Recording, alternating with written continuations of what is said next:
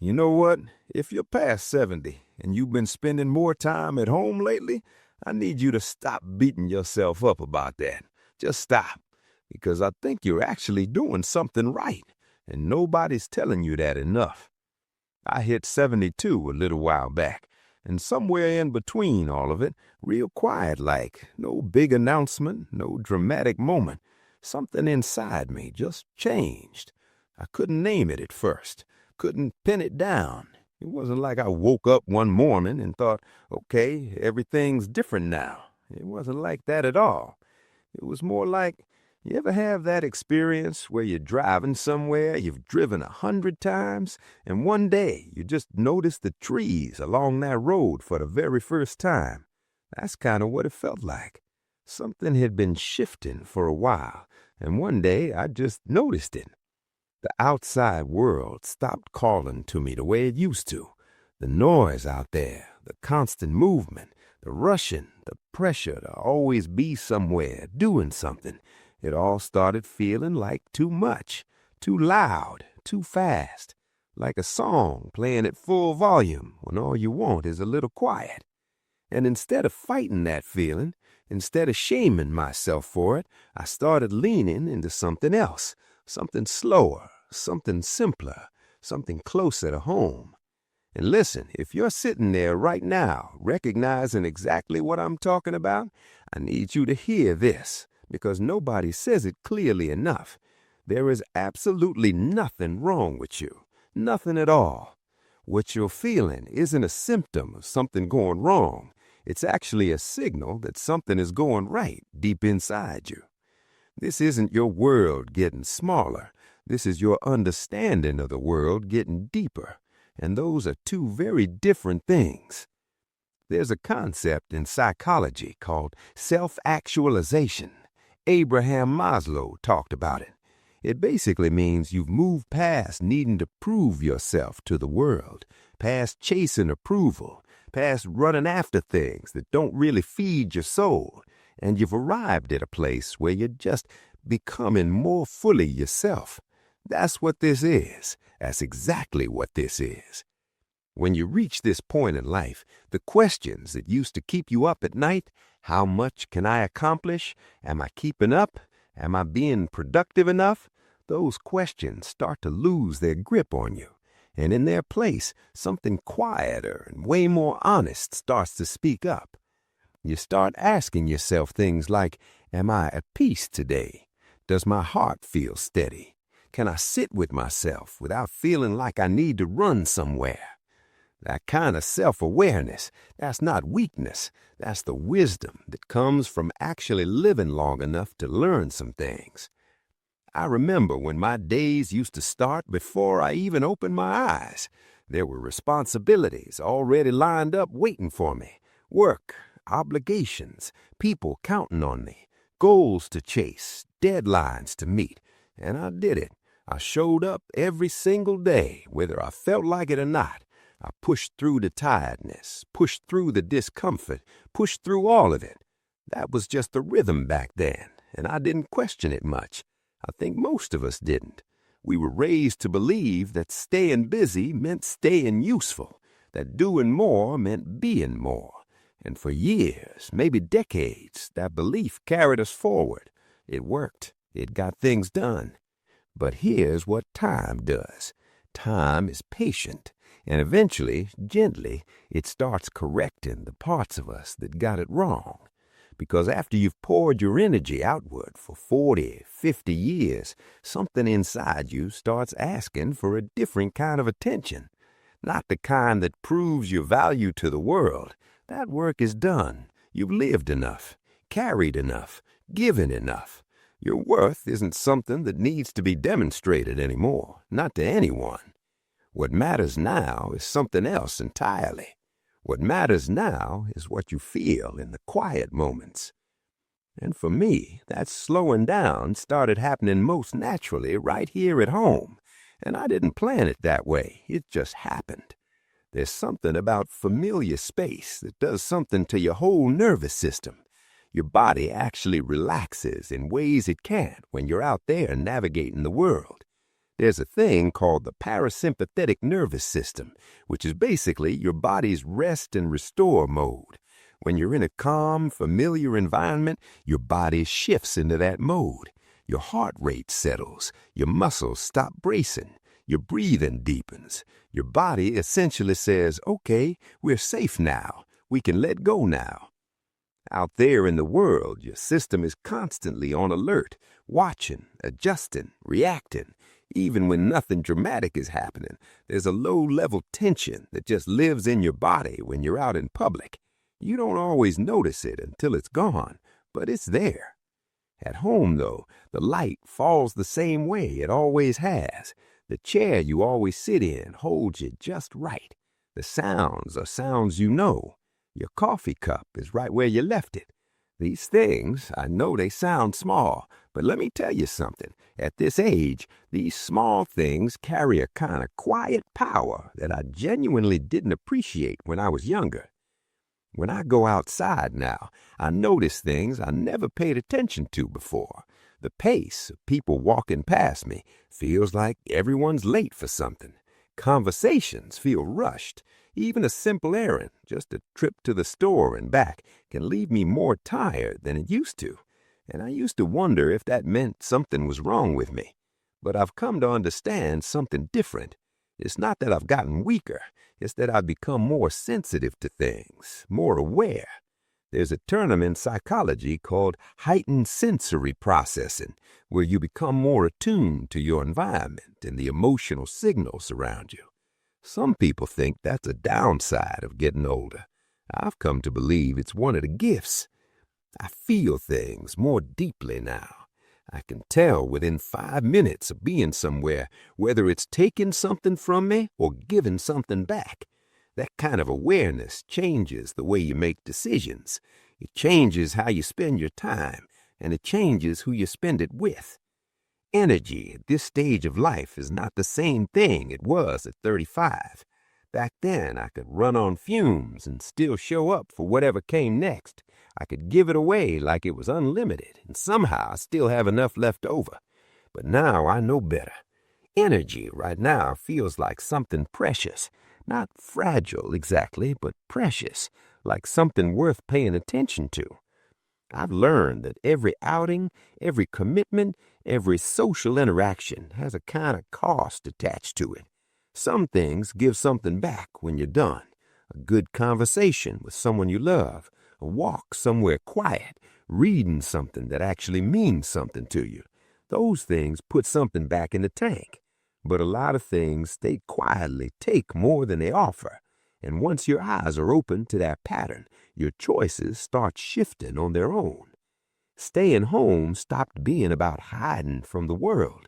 It started being about something closer to stewardship, taking care of what I still have, deciding where my energy goes instead of just letting it get pulled in 100 different directions because someone expected it of me. And I want to say something about rest because I think we really get this wrong as a culture.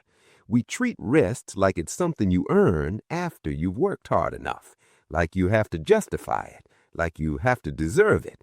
But rest isn't a reward. Rest is a biological necessity. It's as important as anything else. And choosing to rest, choosing stillness over constant motion, that's not giving up. That is, and I mean this sincerely, that is a form of respect. Respect for your own body. Respect for the life you've already lived. Respect for the years you still have ahead of you.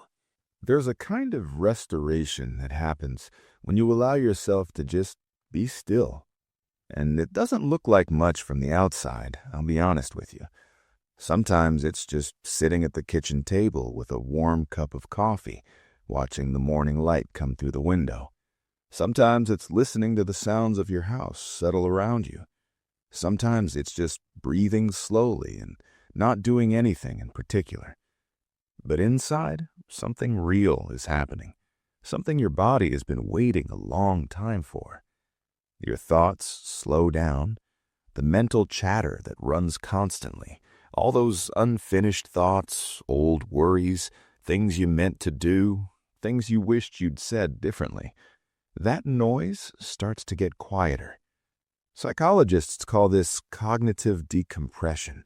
It's what happens when your brain finally gets permission to stop processing at full speed.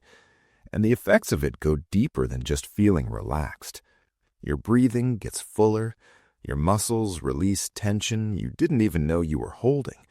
Your digestion, honestly, even your digestion improves when you're not living in a constant, low-level state of stress.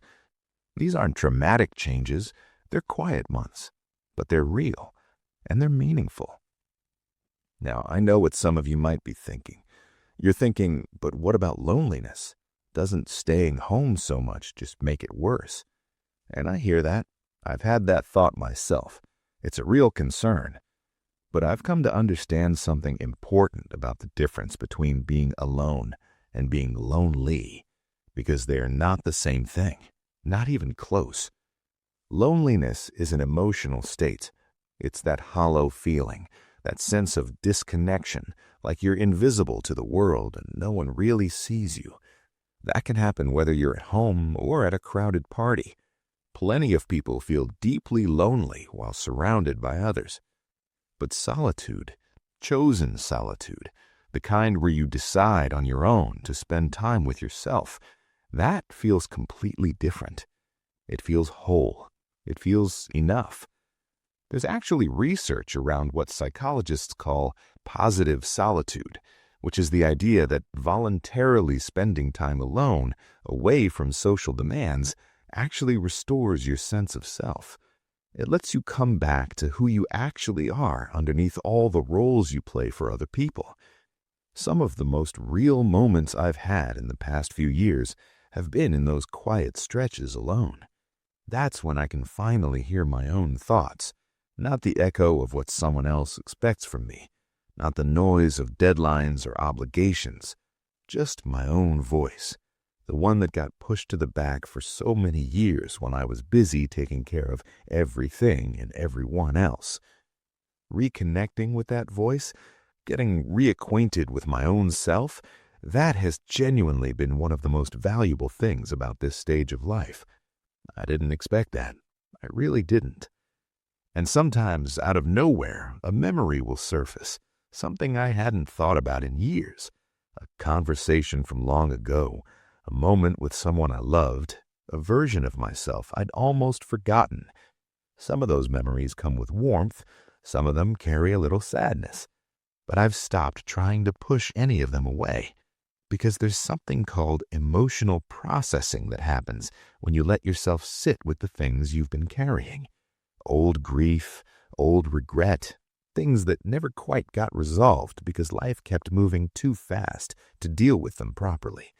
Stillness gives all of that a place to land. And when it lands, and you sit with it, and you don't run from it, something starts to settle inside you. That's not dwelling on the past. That's making peace with it. And that peace, that's worth more than I can explain. I've also become much more aware over these last few years of how certain people and certain environments actually affect me, physically and emotionally. There are conversations that leave me feeling lighter before they started, and there are conversations that leave me feeling like I carried something heavy across a parking lot, even when nothing difficult was said. There are places that feel calming the second I walk in, and places that make me want to leave before I even sit down. Psychologists call this emotional contagion, which is basically this real phenomenon where the emotional states of the people around you transfer to you, sometimes without either of you realizing it. You absorb the anxiety, the tension, the impatience of others, whether you mean to or not. And the older you get, the more clearly you feel it. That awareness doesn't make me cold or distant. It makes me honest. And once you start seeing those patterns clearly, making choices that actually protect your well-being becomes a lot easier. Staying home has given me the space to make those choices. I stopped going to every gathering I got invited to. I stopped answering every call the moment it came in. I stopped feeling obligated to explain why I'd rather have a quiet evening at home instead of going out. And something interesting happened when I stopped explaining myself to everyone. I felt free. There's a concept called autonomy, which in psychology means having real control of your own choices and your own life. And the research on this is really consistent. People who feel a strong sense of autonomy, people who feel like they're the ones actually directing their own days, report significantly higher well-being. They feel more content, more at peace, more like themselves. I felt like I'd been slowly handing my autonomy over to everyone else's schedule for most of my life. And at some point here at home, I quietly took it back. Your time does not need to be full to be meaningful. I want you to hear that again. Your time does not need to be full to be meaningful. In fact, some of the best days I've had recently are the ones I kept completely open. No plans, no agenda, just the day as it comes. And in those open days, I found something I genuinely didn't have much of before. A steadiness, a calm that doesn't leave when something small goes wrong. It stays. That kind of inner stability, the kind that doesn't depend on what's happening around you, that comes from living in a way that actually fits who you are right now. Not who you were at 45, not who someone else thinks you should be, who you actually are right now. There's also something about routine that I never appreciated until recently. Waking up at a consistent time, moving through the morning without rushing, making a simple breakfast, sitting in the same spot with my coffee. These small, repeated patterns, they create a sense of predictability and safety. And when your nervous system feels that consistency day after day, it stops bracing. It stops waiting for the next thing to manage. It just settles. And when the body settles, when you genuinely let it, things start to change. Sleep gets better, deeper. You wake up a little more rested than before. Your movements feel less stiff, more natural. Even your appetite starts to feel more regulated. It's like your whole system exhales. I want to talk about something that doesn't get said enough. Guilt. Specifically, the guilt that can sneak in when you start choosing rest over activity, quiet over busyness. Because so many of us were raised, deeply raised, with the belief that being productive meant you were valuable, that staying active meant you were contributing, that sitting still was basically laziness dressed up in comfortable clothes. And that belief runs deep. I carried it for a long time. Still feel traces of it sometimes, if I'm honest. So when you start slowing down, when you start saying no to things you used to say yes to without thinking, there's this voice, you know the one. It asks whether you're doing enough, whether you should be out there more, whether you're falling behind somehow. But here's the truth, and I mean this from the bottom of everything I know. That voice is working from old information. It was built for a version of your life that no longer exists, and it hasn't caught up yet to who you are now. You have already given so much, over so many years. You showed up when it was hard. You carried things when you were tired. You supported other people when you barely had enough left for yourself. You did what needed doing over and over again for a very long time. There comes a point, and you've reached it, where you don't have to keep proving that anymore. Rest is not something you still need to earn. You've already earned it 1,000 times over. Choosing stillness right now, choosing to spend your days in a way that actually feels manageable and calm, that's not giving up. That is understanding something that most people spend their whole lives never figuring out. Now, there may be people around you who don't quite get this. They love you, they mean well, they want to see you out there and engaged, and they push you to fill your schedule. And often that comes from a genuinely good place. But sometimes, and I say this gently, sometimes it also comes from their own discomfort with stillness. Because some people never learned how to be quiet with themselves, never learned how to sit without filling the silence with activity. And stillness in someone else can feel like a mirror they're not ready to look into. You don't need to convince them. You don't owe anyone an explanation for living in a way that finally feels right for you. Your job at this point in life is not to manage other people's expectations. Your job is to take care of your own well-being, and that is more than enough. One of the things I value most about being home is the sense of control it gives me over my own environment. I decide how my day moves. I decide how much I give and to whom. I decide when to be present with others and when to step back and be present with myself. That sense of agency, after so many years of everything being determined by obligation and schedule, is honestly one of the most grounding things I've experienced. It reminds me every single day that I am still the one choosing how I live, not circumstances, not other people's needs, me. And there's a quiet beauty to home life that I walked past for years without really seeing it.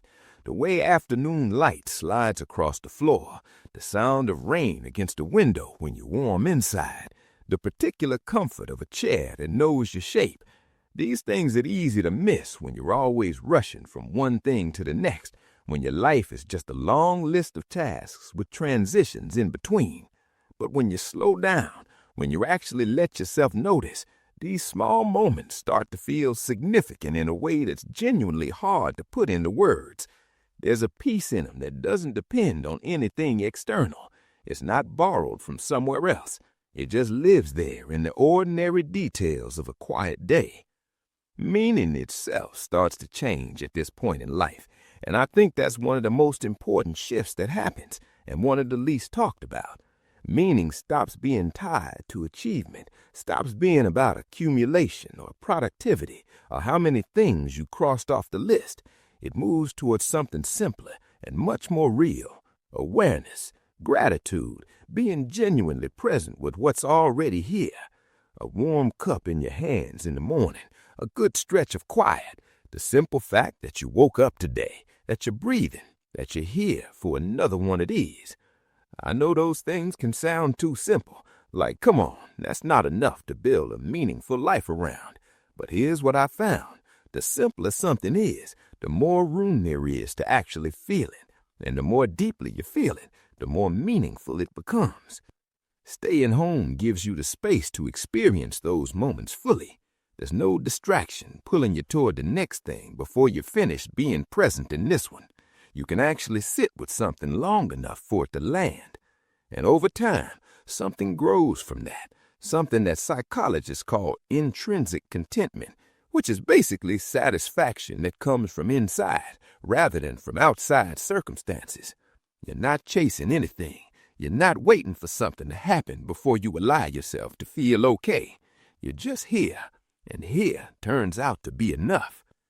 And I've also noticed that as this steadiness has built up inside me, I'm less easily rattled. Small problems used to knock me off balance more than I'd like to admit, but now there's something in me that stays level even when things get bumpy. Like the quiet I've been cultivating at home has stopped being just a thing that surrounds me and started being a thing that lives inside me. And that, more than anything, has changed the texture of my daily life. I'm not looking at home as some kind of retreat from a real life happening somewhere else. I've stopped seeing it that way. This is the real life, right here.